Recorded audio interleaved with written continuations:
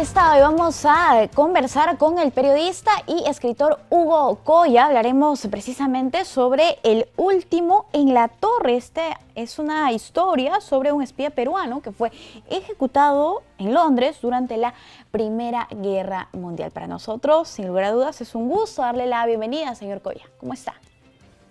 Muy amable, muchísimas gracias por la invitación y encantado de poder conversar sobre mi libro y sobre los temas que considere convenientes. Gracias a usted por acompañarnos. Coméntenos, por favor, hemos tenido la fortuna de leer este texto recientemente publicado y nos gustaría saber por qué usted decidió escribir la historia de este espía peruano que ha sido ejecutado, como mencionaba, en Londres durante la Primera Guerra Mundial, pero además, ¿cómo es que conoció de la existencia de este espía peruano? Ya, sí. Primero, ¿por qué decido escribir este libro? Si usted ha tenido la oportunidad y el público ha tenido la oportunidad de leer mis anteriores libros, la mayoría buscan mostrar la presencia de peruanos en hechos relevantes de la historia universal. Anteriormente he escrito libros sobre la Segunda Guerra Mundial y el Holocausto, por ejemplo, las víctimas peruanas del Holocausto, peruanos que participaron activamente en la lucha contra los nazis, que formaron parte de la resistencia francesa o que estuvieron vinculados a los aliados para combatir al totalitarismo. Pero no había hecho ninguna indagación acerca de la Primera Guerra Mundial. Una pareja de amigos visitó en el año 2017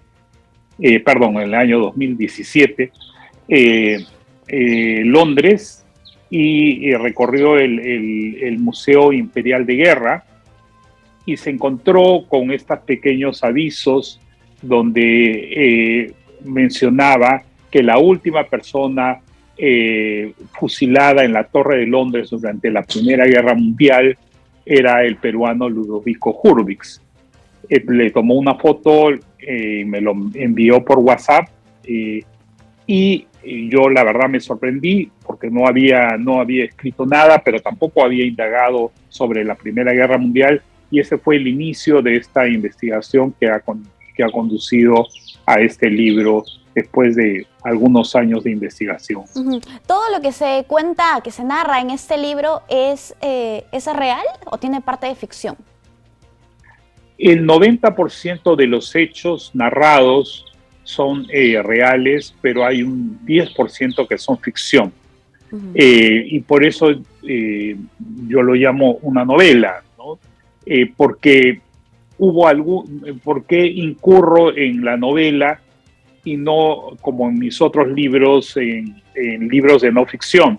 Porque algunos hechos vinculados al caso no pude corroborar de segunda mano. O sea, conversé con la familia de la persona acusada de ser espía, revisé el expediente judicial, revisé el expediente policial, los interrogatorios, los documentos, hablé con historiadores, con abogados especialistas en jurisprudencia del Reino Unido para entender un poco la lógica del proceso y me di cuenta que en algún tramo habían cosas que yo no podía tener la certeza de que así ocurrieron.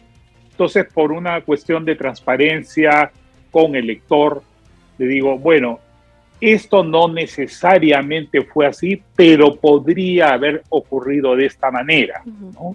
Claro. Entonces, hay algo de subjetividad, porque yo no puedo decir exactamente o tajantemente, esto ocurrió así, pero le ayuda al lector a entender mejor la historia, a comprender y a sacar sus propias conclusiones sobre los hechos. Además es una lectura bastante entretenida. Usted menciona sobre la cantidad cuenta historias sobre migrantes de Europa que llegan al Perú. ¿Ha sido esta migración muy frecuente?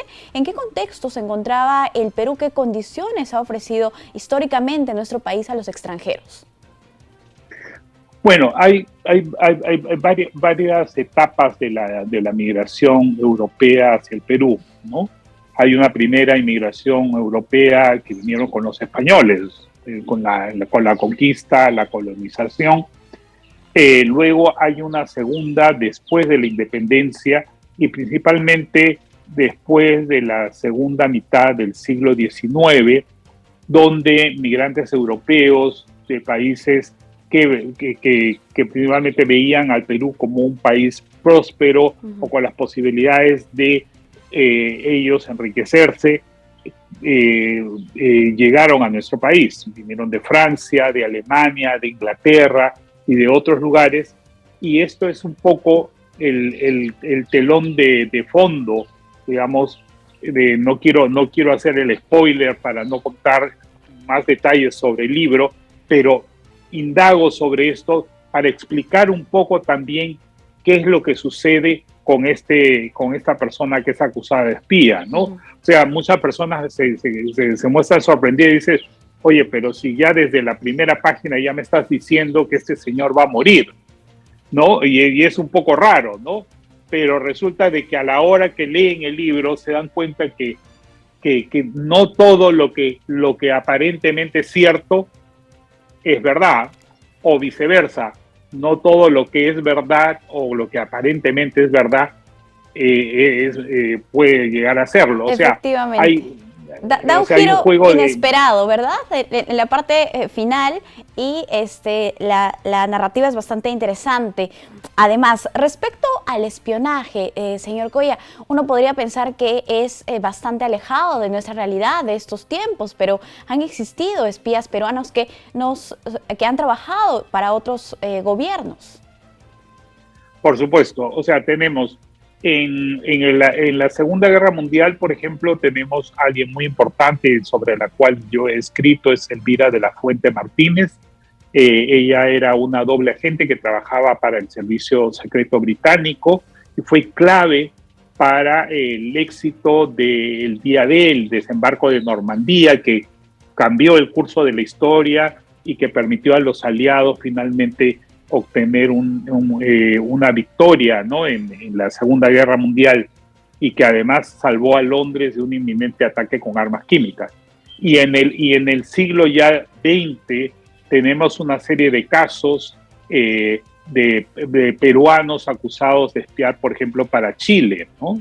Recientemente el caso en el 2004 o 2009 de personas que han sido acusadas y que han pasado por juicios y procesos con relación a eso. Durante la dictadura militar también hubo varios casos de peruanos acusados de espiar para Chile y que fueron fusilados por esa razón. El